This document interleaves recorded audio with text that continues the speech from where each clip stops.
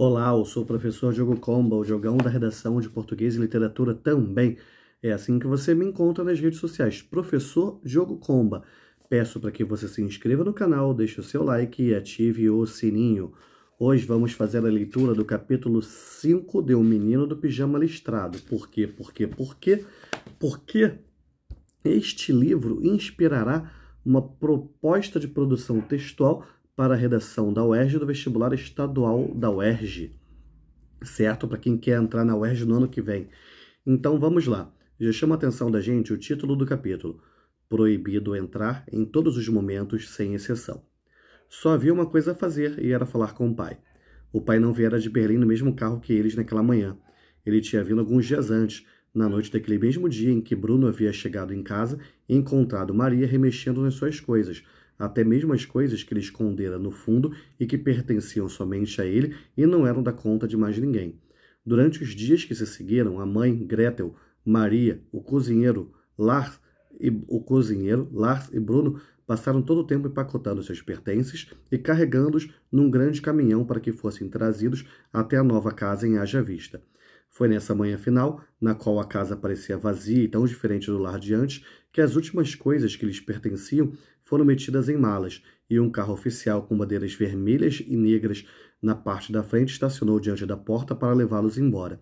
A mãe, Maria e Bruno foram os últimos a deixar a casa, e Bruno acreditou que a mãe não tinha percebido a governanta ainda de pé junto a eles, porque, ao lançarem o último olhar para a sala vazia, onde haviam passado tantos momentos felizes, para o lugar onde ficava a árvore de Natal, onde guarda-chuvas molhados eram depositados durante os meses de inverno, e para o lugar onde o Bruno deveria deixar os sapatos elameados ao chegar em casa, coisa que nunca fazia, a mãe balançou a cabeça e disse algo muito estranho. Nunca deveríamos ter recebido Fúria para o jantar, ela disse. Certas pessoas e a sua determinação em progredir na carreira. Assim que disse isso, ela se voltou e Bruno pôde ver que havia lágrimas em seus olhos, mas ela deu um salto quando viu Maria ali, observando-a. Maria, disse ela numa voz transtornada. Pensei que estivesse no carro. Eu já estava de saída, madame, disse Maria. Eu não quis dizer, começou a mãe, antes de balançar a cabeça e repensar o que ia dizer. Eu não quis sugerir a ideia que... Eu já estava de saída, madame, repercutiu Maria, que aparentemente não sabia da regra de não interromper a mãe. E logo saiu pela porta e correu na direção do carro. A mãe franziu o senho, mas depois deu de ombros, como se nada daquilo importasse mais, fosse como fosse. Vamos então, Bruno, ela disse, tomando a mão dele e trancando a porta às suas costas. Só nos resta torcer para que um dia voltemos aqui, depois de tudo isto acabar. O carro oficial com as bandeiras sobre o capô os levara até uma estação de trem, na qual havia 2 trilhos separados por uma plataforma ampla. Em ambos os lados havia um trem esperando pelo embarque dos passageiros. Por causa do grande número de soldados marchando do outro lado, para não falar no fato de que havia uma longa cabana pertencente ao sinaleiro separando os trilhos, Bruno não pôde ver muito da multidão, que lá estava, antes de embarcar junto com a família num vagão muito confortável, que trazia poucos outros passageiros, cheio de bancos vazios e ar fresco quando as janelas eram abertas. Se os trens seguissem em direções diferentes, ele pensou, não pareceria estranho, porém não era o caso. Estavam ambos apontados para o leste. Por um instante ele pensou em correr pela plataforma, avisando aquelas pessoas dos assentos livres no seu vagão, mas mudou de ideia, pois algo lhe dizia, se aquilo não deixasse a mãe brava, provavelmente enfureceria Gretel, o que seria ainda pior. Desde que chegaram a Haja Vista e a Casa Nova... Peraí, deixa eu só ver uma coisa aqui.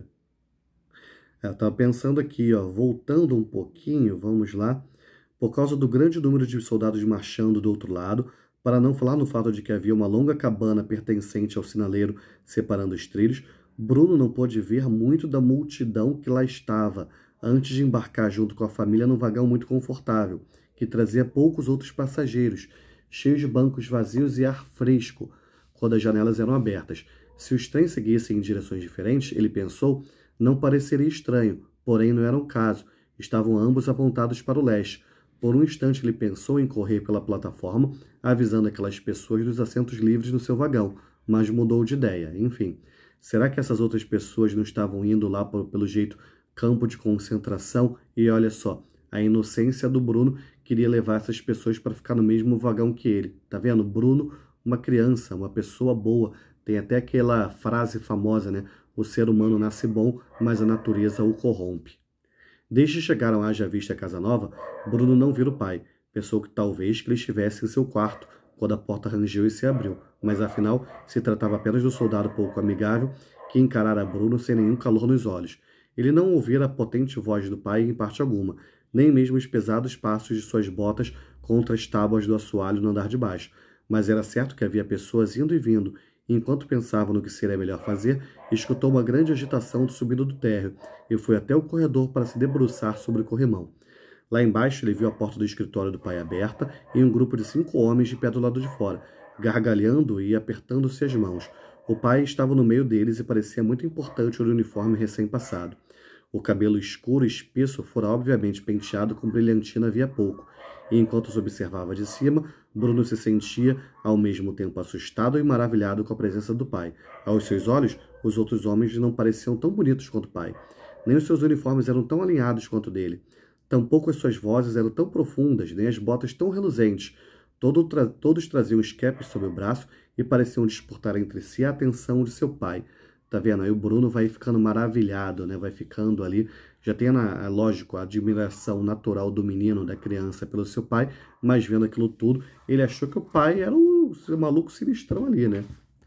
Bruno só conseguiu entender algumas das frases da conversa conforme se aproximavam dele. Cometeu erros desde o momento em que pôs os pés aqui. A coisa chegou ao ponto que o Folha não teve escolha. Se não, disse um deles. Disciplina, disse o outro. E eficiência. A eficiência nos falta desde 42, e sem isso, fica claro, os números não deixam mentir. É claro, comandante, disse o terceiro. E se construirmos mais um, disse o último. Imagine que poderíamos conseguir, imagine. O pai ergueu uma mão no ar, o que imediatamente fez com que os outros se calassem. Era como se ele fosse o regente de um quarteto de barbearia. Olha só isso, né? Senhores, ele disse, e desta vez Bruno pôde compreender cada palavra, pois jamais houvera um homem tão capaz de ser ouvido de um lado ao outro do cômodo quanto o pai. As suas sugestões e o seu apoio são muito bem-vindos, e o passado é o passado. Aqui temos a oportunidade de um novo começo, mas este começo ficará para amanhã.